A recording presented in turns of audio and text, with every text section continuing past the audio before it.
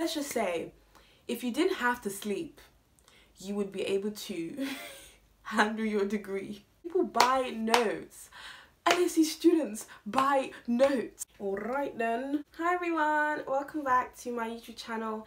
It's Angelica here. If you're new, then come in, have a seat, have several seats. If you're not new, thank you for having me once again all up on your screen. In this video, I'm going to be discussing the things that they don't tell you about top universities. No one tells you about the sheer amount of imposter syndrome here at top universities. Most people at LSE, if not all, were at like the top of their class. Like they were usually the best students, whatever that means by conventional terms. Putting all the best students from across the world in the same room, you no longer can be the best student. You have a student union newspaper. One of the articles in the newspaper was basically talking about imposter syndrome at LSE, especially for state school students, and it basically questioned whether or not LSE was doing enough. At top universities, but especially at LSE, it's very competitive. People with hella A stars behind their name. Studying law, oh, so unpredictable. Like literally you have no clue. Sometimes you won't know if you did well in something or if you didn't. You can't tell if you got a 2-2 or a first. Okay, you probably can tell in that case, but like honestly, like you might think you did really well and then realize actually no, you underperformed according to your own standards. Like LSE is quite stingy with his like first class marks. Top universities in general, like law especially, like the highest people ever really get, like if you were gonna get first, you probably get like a 72, 73, and like the highest like people really get like in the history of high excellence has been like 75. That's like pushing it. That's like should be teaching the course. So when I like get my friends from mid-tier university tell me, oh, they just got a 90 in their essay, I'm thinking, wait, how? What are you writing that we're not writing? LSE is so stingy with his first class marks. Apparently a 2-1 at top university is ranked the same as a first from a non-top university. I don't know if that's true. I think it might depend on the course. I feel like in the STEM kind of like quantitative subjects, maybe that might not be exactly true. Being in an environment like LSE, it can be good, like to feel the pressure, not necessarily pressure, like motivation, and to get that positive influence from other people. However, it can also be a bit negative. I link the study if I can find it. My friend basically told me about this study that was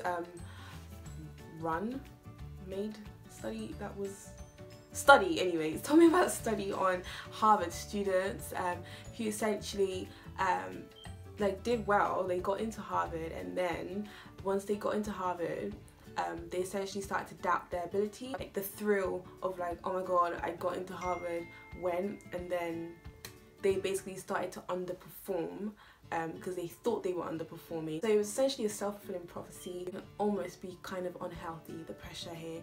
It can make you really doubt yourself. Even though you're actually not doing bad, you're going to think you're doing bad, which isn't great.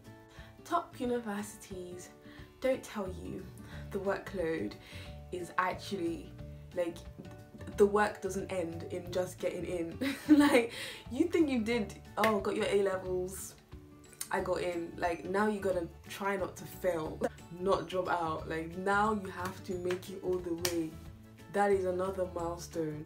You're going to be working hard, and people don't know that. People don't know until they get here and they're like, okay, so like I get it now. I get why at LSE in one term I will write, let me say 8 or 9 essays in one term, whereas my friends at other universities have 1 essay for the whole year. I get it. I get it. That's 3 terms, 1 essay. 1 term at LSE, 8 essays, 9. You should expect to work relatively harder. In theory, you could be working 24 hours of the day. Let's just say, if you didn't have to sleep, you would be able to handle your degree. You didn't have to sleep, if you didn't have to eat, yeah, you'd have enough time. But unfortunately, life kind of gets in the way, you know, sleep kind of is a thing. It's gotten to the point now that people find alternative ways to learn. Like people buy notes. That's something I recently learned. People buy notes. LSE students buy notes. They buy notes. People have study groups, Google Drives where they share notes with each other. It's so like so sweet. So yeah, that's something they don't tell you so much about. Like university, you absolutely can be working very hard, but the aim should not be to work hard. It should be to work smart. Like you can work like push yourself, but like work smart, because that's more important than anything else. The onus is on you to smarten up and to find ways to learn, but not come and kill yourself. Otherwise you can actually be spending 14 hours a day reading. Genuinely, you can be doing that, and I don't know if you'd want to do that. I actually really love my university. I would not trade it for the world. I would not even trade, like, just forget just LSE, like just going to top university gives you so many like enriching experiences. I wouldn't trade it for the world. However, there are like, you know, things that you need to consider. There are like truths that you absolutely do need to be aware of. Thanks so much for watching this video. I really appreciate you making it all the way to the end. Make sure you hit the thumbs up button so I know you like this video. Leave a comment and make sure you're subscribed so I know we're really friends. Don't forget to connect with me on my other social media channels. I'll see you in my next video. Bye!